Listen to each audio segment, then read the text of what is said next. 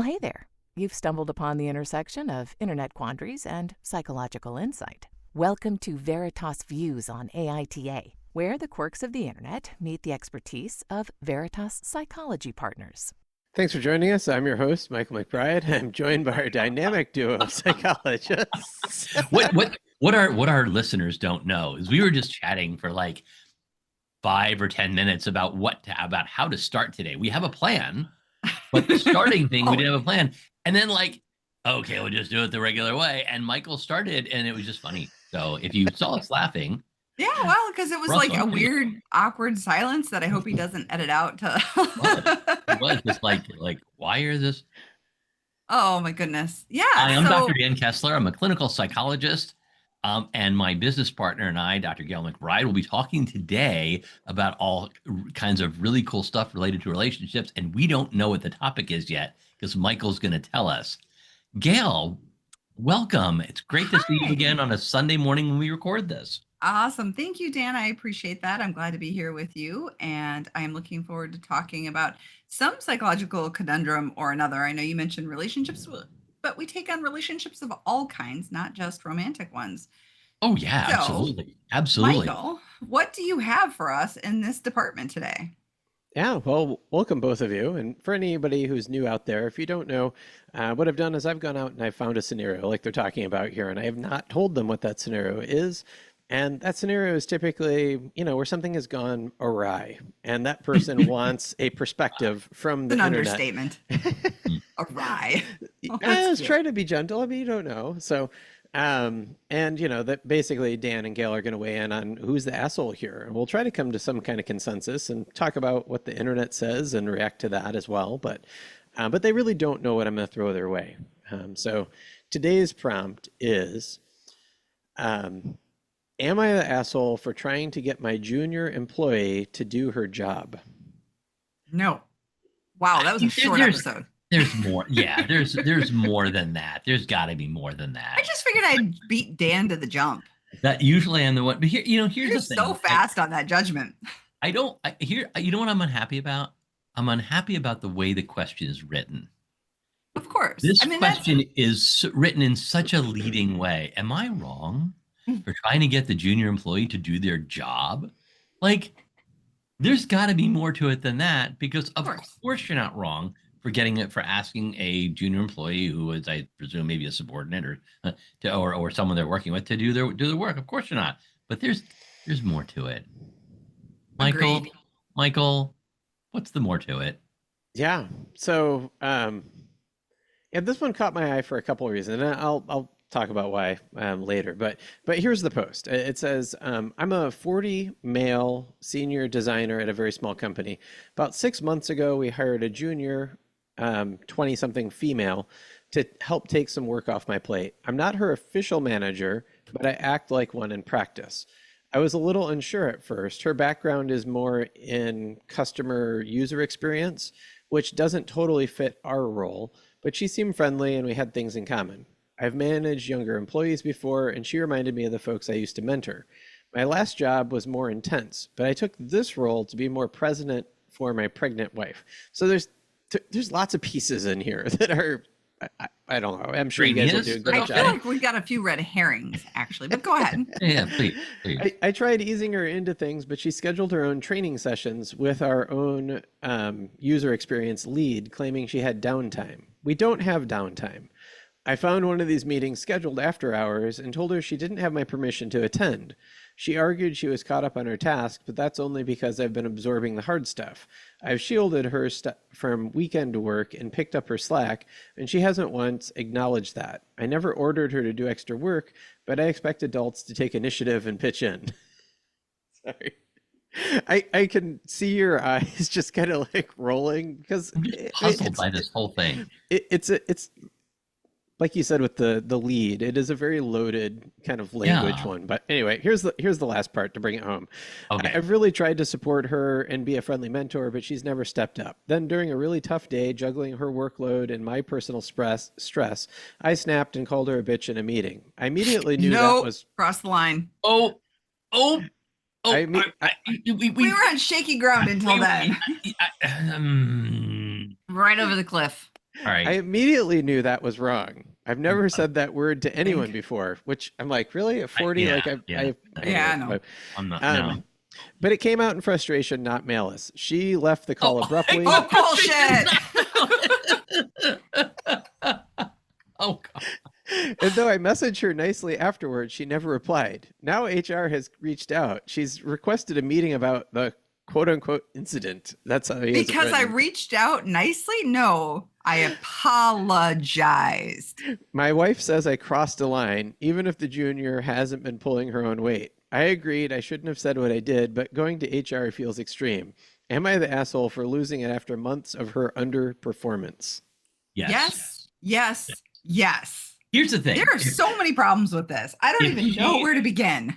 I mean, I hate to trot out this old trope of two wrongs don't make a right, but let's assume for a moment that she looked across the table from him in the midst of a meeting and said, "I fucking hate you, you fucking asshole, mansplaining douchebag prick."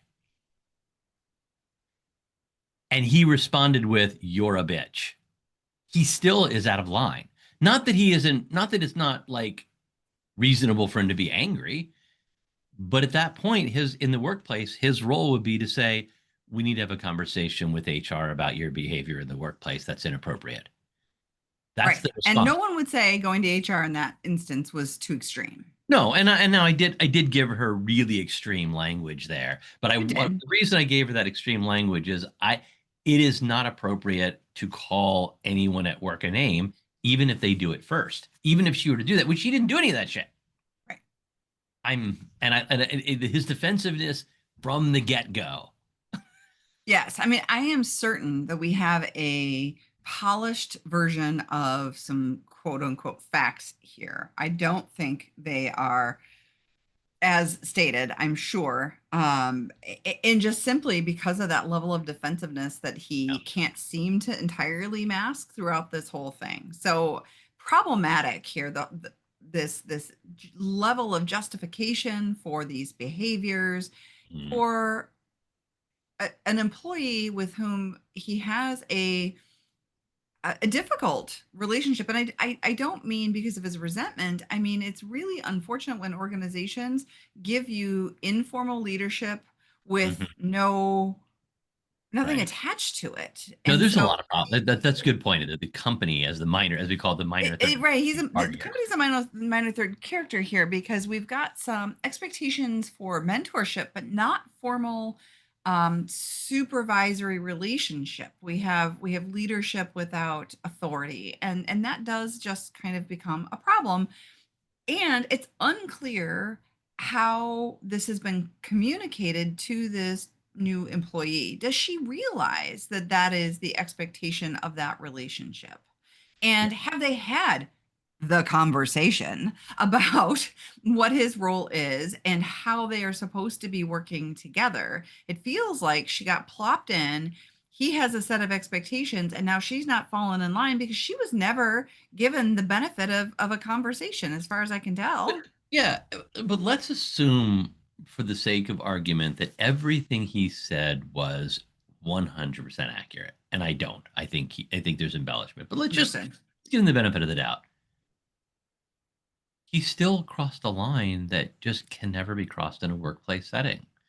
Oh, and he handled the whole situation poorly. Like I'm in total agreement. Actually, what I'm agreeing with you, Dan, is he crossed the line when he called her a bitch. Absolutely. I think he crossed a line when he failed to say to his supervisor, I need some clarity here in our roles and my expectations around leadership.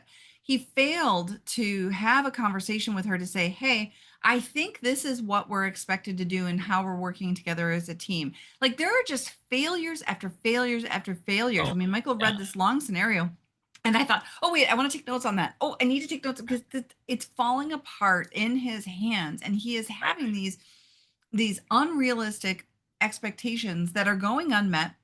That's why he's feeling resentment. Because she doesn't understand it the same way. And he thinks he has authority. And I don't think he does. He's not been given that in the organizational structure here. No, and I get that what he is envisioning himself as in that situation is a mentor. And that's terrific. That's really I actually think he thinks he's a supervisor.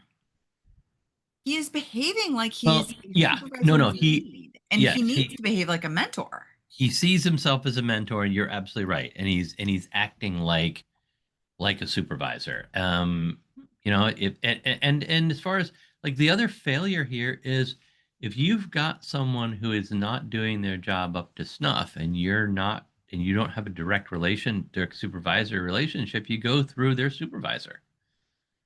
You know, Absolutely. Right. This isn't for him to take on. yeah, his role isn't to tell her what she should or shouldn't be doing. His role is to say, like, this is the culture here and the expectations, and this is how others have managed it, and you know, to the degree that she wants help, but in a mentoring relationship, if the person doesn't want any help, okay, you go back to the manager and said, this is the advice, like the feedback I gave, this is the what I've noted about her work, and I want you to be aware of it all. Right. And as far as taking on her work, like, why? That's not his role either. He Right. said he took on Another some of her failure. work. It is. Set healthy boundaries. Well, and the unhealthy boundaries are all over the place. Like when he mentioned his wife is pregnant, then I was like, what? I mean, if you can't keep that out of the workplace, then that's his role to work on. I will give Keeping that him a piece out of the little work. bit of wiggle room on that, where the pregnancy of the wife maybe gave him the light bulb moment. I need better boundaries at work. My work life is bleeding over into my personal life, and so here is my motivation to clean that up. I read it differently. I heard him saying, Fair. I heard him saying, I'm not responsible because I've got the stress of my wife being pregnant. Ah. That's what I heard. Now I Mhm. got you heard it from a different angle. I get that. If he was going, oh, I need better boundaries, that's terrific. That's Right. not kudos, dude. But if he's saying like, of course I'm just so stressed out with my wife being pregnant. I mean, it is stressful and it can be hard. I mean, as therapists, yeah, you and I, like we have lives, and there are times when shit is going down in our personal lives, and we have to find a way to compartmentalize that, to process that outside of work, and we have I think a higher standard in some ways to be able to do that. And maybe I'm being less forgiving because that is part of our job, is to be able to set that aside and come in and just be present for our clients. So I get that it's hard, and maybe I should be more forgiving, but that felt to me in the moment like an excuse, not like I need to set boundaries, but like I'm not responsible because I'm going through all this stress. Well, I think because so much of this felt kind of whiny and petty. So, by the time he gets to that detail Yeah. in the story, it just feels like one more excuse on top of, poor Well, boundaries. And here's what I'm trying to imagine this differently. Like this story could have been, I can't believe how badly I fucked up. I mean, I've been under a lot of stress at work. I've been under a lot of stress at home. I'm not handling this mentorship well. I'm not handling my wife's pregnancy well. I'm really struggling. And the other day, I called a fellow employee a bitch, and I was totally out of line. I can't believe I did that. I really need some help with this. I've seen that guy, not Mhm. that guy. Not that guy, but yeah. Like that's someone who is ready to do work, who's ready to understand what's going on in the Mhm. world, who's ready. I mean, you've seen that person too.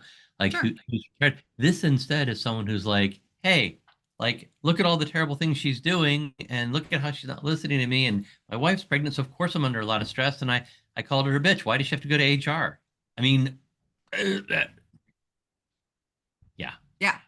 Yeah. No, yeah. I agree. I think, as you pointed out in the beginning, he's asking the wrong question, which is, am I an asshole for expecting this junior worker to do her job? Of course not. But it's a leading question that is an inappropriate question that lacks the insight to take responsibility, where he drops all of these balls along the way. And the question really is, am I an asshole for not clearly communicating what my role was to this junior employee, and not clearly communicating my boundaries and limits or expectations for that relationship? And am I an asshole for losing my ever loving shit when I did a poor job of managing all of this up until this point? It went boiling over, and now I called you an inappropriate name, and then I got mad at you for going to HR, whose job, by the way, is to keep a positive workplace. And I victim blamed you for asking for an advocate to help you when my behavior went south.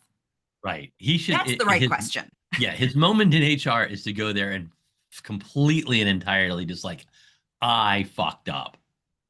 Like other people heard this, he's not getting out of it. Like, and even if he was lying, to be the wrong action. Like he needs to go in there and be like, I can't believe I did have this terrible thing. This is what I'm doing to correct it, and really go in there prepared. Because I'm just imagining her, like if she wrote, if this story was, am I the asshole for going to HR for my coworker calling me a bitch? And even if she said like I didn't do that, we would say like, no, you should go to. That's exactly why you go to HR. Absolutely, you should have gone to HR. Like, come on. Yeah. I want to use this as an excuse though to talk very briefly about something. Oh, what's this sounded to me like a push poll. If you've ever been polled during a political season, there's something called a push poll. You know what I'm talking about? No. Okay. Keep talking. The pollster, and I'm going to use the word in quotes, will call you up and say, they'll ask like who do you plan to vote for in the upcoming election? And then you answer like, well, would you vote for Jane Smith if you knew that then you say something terrible about them. If you knew that she liked eating cats, would you still vote for her? And they're like, well, of course I wouldn't vote for her. So they do it as a poll. Like it looks like a poll, but the idea of the poll is to push the person to vote for who you want them to vote for. So it's a fake poll, and it's called a push poll. Okay. Interesting. This guy is doing a push poll. Yeah. If you ever, in the next election season, if you get called by someone and they say like, knowing this about this candidate, you assume I stay on the phone long enough to hear that much of the conversation. But I hear you. I hear you. So many of us have, and I have heard it. I've heard that tactic. I didn't realize that was the name. I appreciate having a name to it. But if you, I agree. That's exactly what this sounds like. This guy's he tried to do a push poll. Like, would you? Because I was thinking, like, if he'd asked the question, "Am I wrong for calling a bitch for snapping and calling my coworker a bitch after months of her behaving on the job, underperforming?" Like, we would still say, "Yeah, you're the asshole for doing that." Like, but if he says, "Am I the asshole for trying to get someone to do their job?" Well, no, of course you're not. It's very reasonable to ask someone to do their job.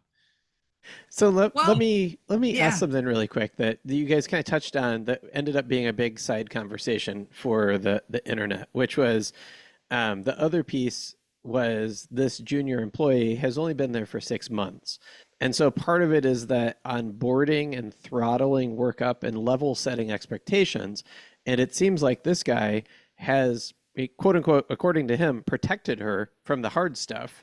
Right. But like in that 6 months, there should be some kind of conversation or expectation about like, here's the work that needs to be done. This is what your job is, whatever. And so it does sound like maybe he's done a poor job of that as well. He's done a poor job all over the place, including, as I would argue, like you said, not giving her a reasonable look at what the tasks are. He just takes them on and then is just resentful. And we also have a minor third-party character who's not in the story. Where's her supervisor? Right. Where's her supervisor? Where's the supervisor who's checking in with the mentor and saying, how's she doing? Where's the supervisor who's looking at her work and saying, what is she doing? Is she doing the workload correctly? Where's the supervisor who's properly ramping her up or throttling the workload? Like this minor third-party character is absent in the story and potentially absent in like the corporation as far as doing her or his job. Now I suspect there is a supervisor, and we've already like OP is kind of an asshole and maybe didn't communicate. Well, but there's I wonder if in this story he believes the way he does that he has way more leadership responsibility for her than mentorship responsibility, because the leader is just absent, and in absence of power, right, there's a vacuum. And so he is trying to fill this, but potentially. I think it's quite likely that as we're listing assholes here, that our third party characters of both the corporation and the supervisor are also like we may be able to lump them in as well, because it doesn't sound like this employee was really properly supported beyond giving her a mentor who's not in a place to do mentoring. His other place, if he's in that much stress in the workplace and at home, it's very appropriate, I think, in many workplaces to say, I'm not in a place to mentor someone right now. Yeah. Like, I mean, I don't know. They're not all employers would respond well to that. I've been in leadership roles in corporations, and if someone comes to me and says, I can do my core job, I'm not in the place to take on a mentoring role right now. I have enjoyed it in the past, but this is not what I can do. Okay, great. Thanks so much. I Mhm. appreciate your letting me know. We'll find another mentor. Any Right. good You company never, is going to do that. never want a mentor who's not in Right. a good place to be a mentor. Right. So, and the question I have was like, did he share that with his employer? In which case, the employer is kind of an asshole, or did he hold that back? In which case, like, this is an area to do some coaching around boundaries. Maybe he needs a mentor. Ooh. I mean, it's really common, Yeah, right, in you're a right. business world to have a mentor, and he Yeah. may be a more senior, whatever, insert title here, but like maybe he needs someone to be helping him set boundaries and gain some of those leadership qualities because you cannot lead through brute force. And he has this you talked about the push pull pull, but I also feel like he's got oh, Michael, cut this because I'm going to think for a minute. He is engaging in, I think, what we call the double bind, right? So Mhm. it's you're not experienced enough to do this work, but how dare you do not get this work done? And so she really is in this tight spot for him where she cannot win. And I think that's problematic here. And he might need some mentoring just to figure out, how do I handle handing off some of these responsibilities in a way that then I need to let go and I need to let her do this. This is why this position was created and why she was brought on board. Yeah. No, I mean, I, I'm fairly certain that we agree that OP's really was an asshole here.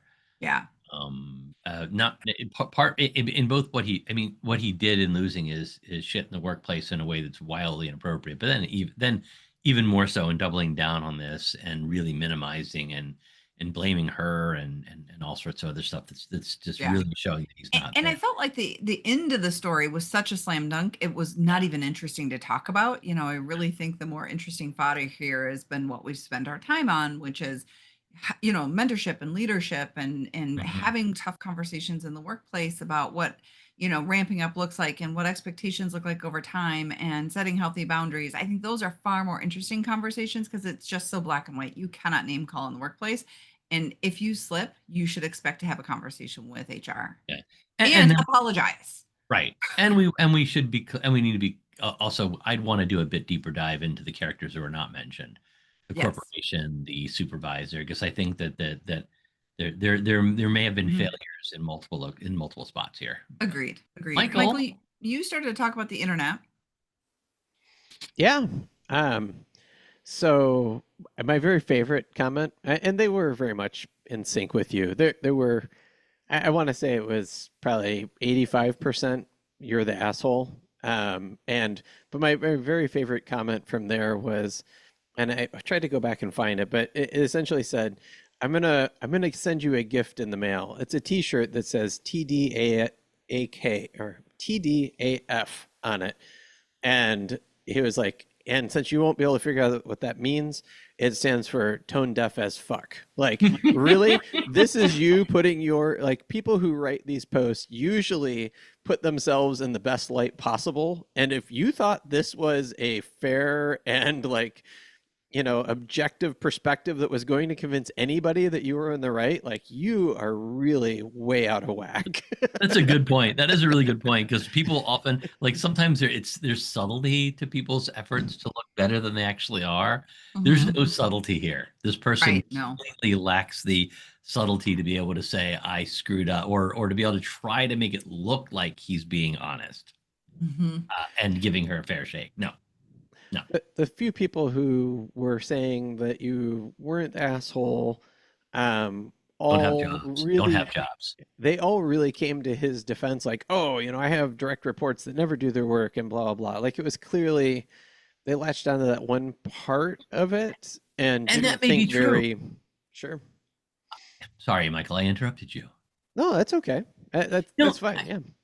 I have had. I mean, I've had direct reports who didn't do their job. I've been in management, and Gayle, I know you've done management Yeah. work. Yeah, we've both done management work, and you sometimes, I don't know if you ever had any, but I've had not many, but I've had a couple of employees who just weren't good employees, and it's super frustrating. You still don't get to call them names. Right.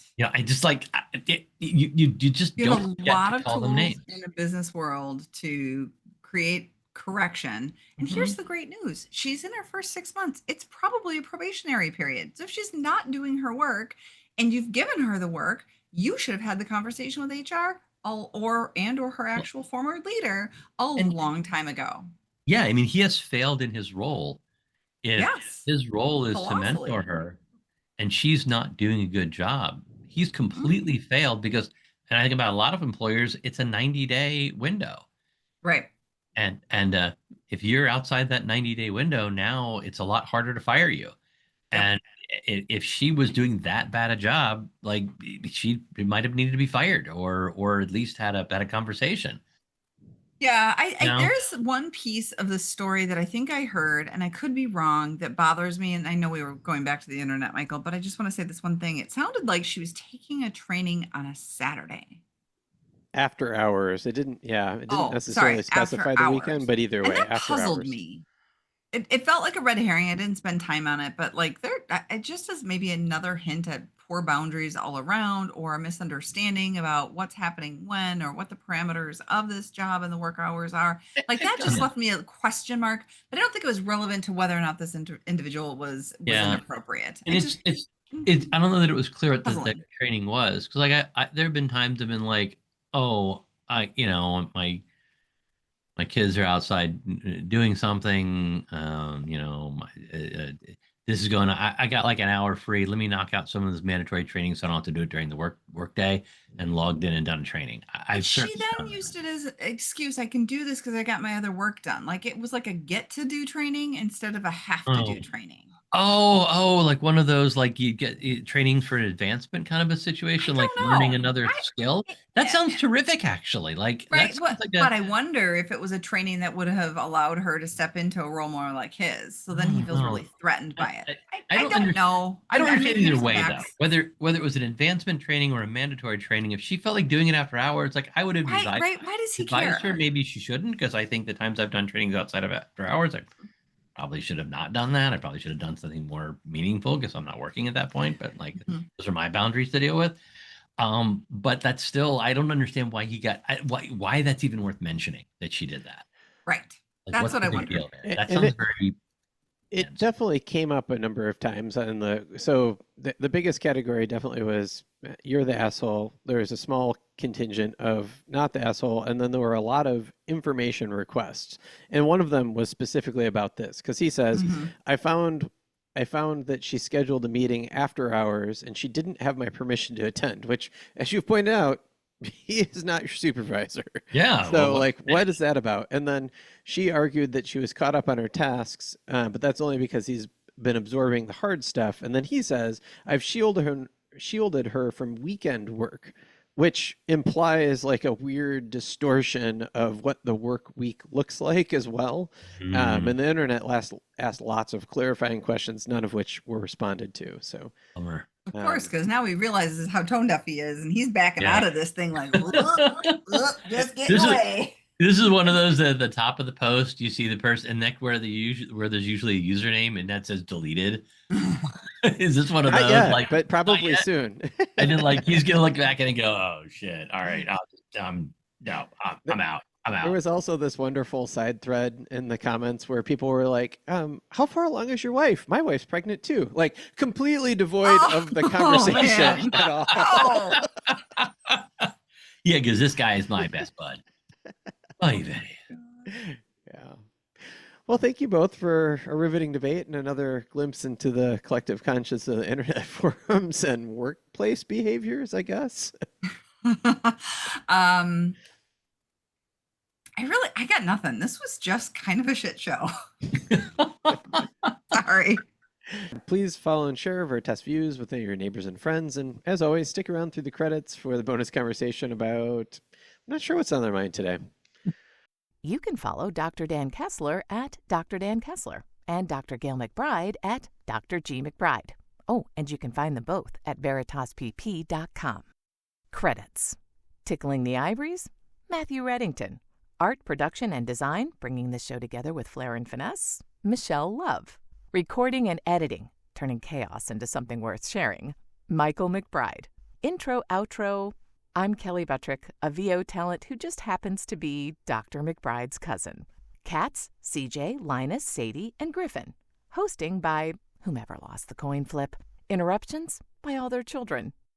The content of this podcast is for informational and educational purposes only and is not a substitute for professional mental health advice, diagnosis, or treatment. Listening to this podcast does not constitute a therapist-client relationship. If you believe you may be experiencing a mental health issue, please seek the assistance of a qualified mental health professional. If you are experiencing a mental health crisis, you can call or text 988 from anywhere in the U.S. to be connected to Crisis Mental Health Services. Thanks for listening. As promised, here's that bonus conversation. Dan, what did you think when you saw the George Takei thread pick up on one of the AITAs that we did? Now, I don't think he picked up on it because we did it, but it hit him too as like, what is going on here? So for those of you who don't know, a while ago, George Takei picks up on the AITA mom demands parents pierce their noses after they pierce their daughter's ears without permission. We did this. I don't even know. We'll link in the show notes. A long time ago. It was kind of a long time ago. And then I saw it pop up in my feed and in, true George Takei fashion, kind of a snarky little, comment at the header. And I thought, oh my gosh, we took this on. So, if you're looking for something to re-listen to as we go through our season, or even at the end when we give you some most loved or least loved episodes, I thought, well, that might be kind of an interesting one to circle back to, and then also see what George Takei and his team is saying about this one. I don't know. What are your thoughts, Dan? I honestly went, oh, cool. Maybe people this will like juice the listenership. Like and follow for right. Rate us on Spotify and Apple Music and whatever you're listening on. No, I thought it was cool that I was happy to see that other people were just as fascinated by this. And really glad that Michael obviously picked up something that the George's team thought was interesting also. So I thought it was pretty cool. So yeah, listen to the episode, folks. If you haven't already listened to it, it's pretty awesome. Yeah. I say it's pretty awesome, but quite frankly, I don't remember. Like, I listen to our old episodes sometimes, and I'm like, oh yeah, that guy sounds pretty smart. I'm like, oh. I would say something. That's because I would say something like that. Oh, that's because it's me, and I did say that. Yeah, that's why I think that guy's smart. Maybe he's not, but I think that guy's pretty smart. I mean, I think that the woman on the podcast with I enjoy listening to him. We crack me up. I'm like cleaning the house, listening to the podcast. It's good that I'm laughing a lot. Good that we have at least 2 listeners who really enjoy the podcast. Dedicated. 3. Michael is also a dedicated listener. I know we have others out there. We'd love to hear from you. This is a great opportunity. Reminder, we have a mailbag. And quick shout out to Joey, who's listening to this while he's running on a trail somewhere. Inside joke. Sorry. All right. Take us out, Michael. Well, and I was going to say that was season 1, episode 14, which I'll link down there. That season was 1. Wow. That was May of 2024. So excellent. Yeah. But thanks for tuning in. Tune in again next week for a whole nother Am I the Asshole debate. We love hearing from you, so please review us on Apple, Spotify, or, well, wherever you're listening. If you enjoyed this podcast, please review, like, and follow. Also, give it a share. This helps us reach more listeners.